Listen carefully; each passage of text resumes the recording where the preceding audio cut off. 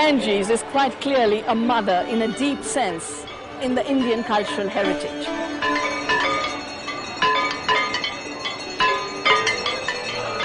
We bring the ashes of our people to this river when they die.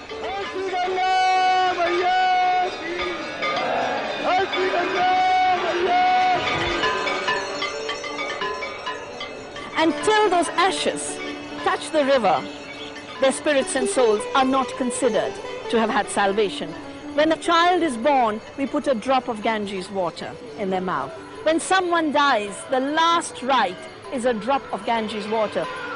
It is considered purifying in a very deep spiritual sense, that it cleanses you and is the place where humans return to become more human. It's a river that gives us our humanity. Its very life is under threat, and with the life of the Ganga, what is threatened is the belief of 1 billion Indians. This water's flow is being interrupted. This Ganga is being trapped in the Tehri Dam, and the tragedy of it is that it's being done for the most base, crude greed of one of the world's biggest water companies. Suez is then going to get the water, 635 million liters a day, to be sold to Delhi citizens at 10 times the price they are paying for water today.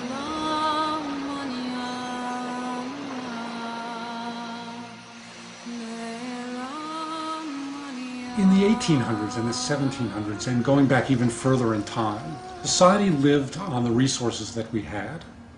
We took water when we needed it from the rivers for irrigating small-scale agriculture. We captured rainfall and recharged our groundwater aquifers when we could. That traditional way of meeting our water needs was replaced in the 20th century by the idea that we could build large infrastructure. We could build big dams, we could move rivers around. We're building dams basically to store water. Why do we store water? We store water so then it can be supplied for cities for drinking water, or to agriculture for irrigation, and so that we can generate hydroelectricity. But the big issue is, do we really need dams to do these things, and are there other better ways in which we can store water?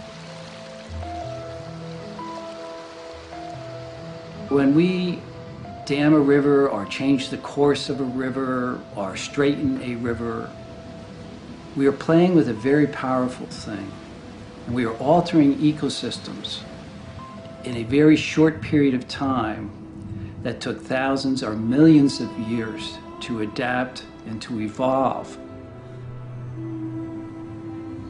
In the river, we have organic matter that would flow down the river and feed all the life forms in the river and all of the life forms along the river and feed our oceans.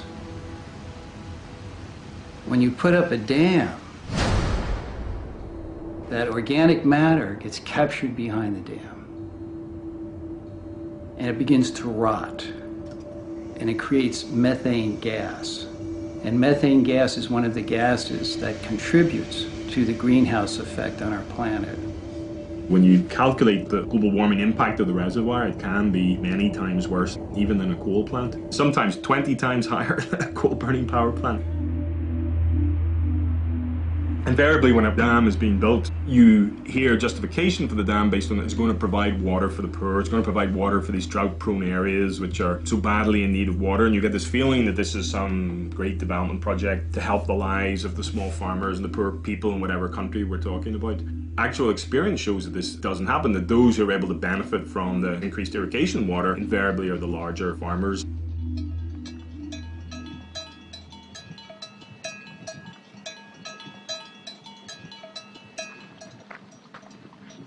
Lebitso ka ke Anna Dibuse Moe ke tswa gona mo dikeng ko mo maitsisa ha ke tlebe ke tle mona ha matara meloko ntwe ke fitela tlatswa ke ntwa ya bontata gona ke go ntwe telele kwana gale o tloga sa go tlwa gale ye fitela go ihlalosa gona ke botelele bo bokae ke le ga tamelo ke batho bana ba bolela ke batho ba go ngweng ke mookamedi wa morero le bo mmusi wa street ke bona ba ga tamela ba go lela gore ntwe na metse ihlaba ke ntho e saenetswe mme le ha ba gona ga sa batle go tloa mono ke ntwe saenetswe fatshe re tla me go tloa kankane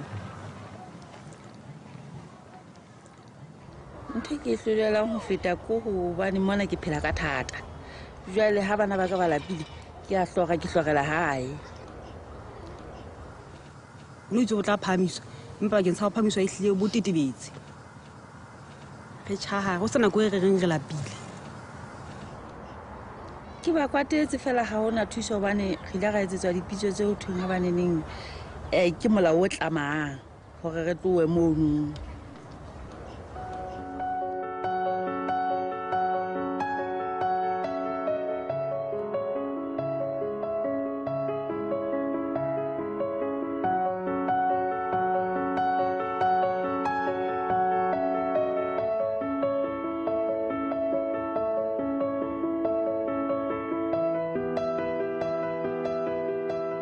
Worldwide, the most shocking impact of large dams is the displacement of communities. According to the World Commission on Dams, somewhere between 40 to 80 million people were displaced by large dams in the 20th century.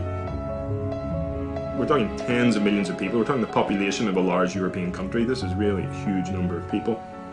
The problem is that promises are made all the time to the affected people to encourage people to move. We'll give you a nice new house, we'll give you clean water, we'll give you electricity, but nobody is actually accountable for these promises to be fulfilled. Promises are made, people are moved, the project is built, and then a year later people still don't have their land. There's nothing for them to do. They have no legal recourse in most cases to hold anyone accountable. So in the name of development, these communities in the river valleys face destruction, destitution, deprivation, because the thickly populated communities with the best of agriculture, horticulture, temples, mosques, cultural monuments, everything is to go underwater.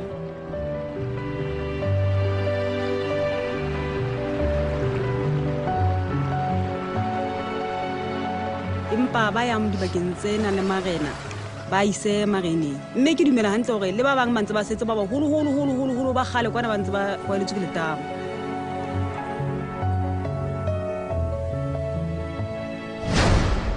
The World Bank has been the single biggest funder of big dams around the world since it was set up in the 1940s.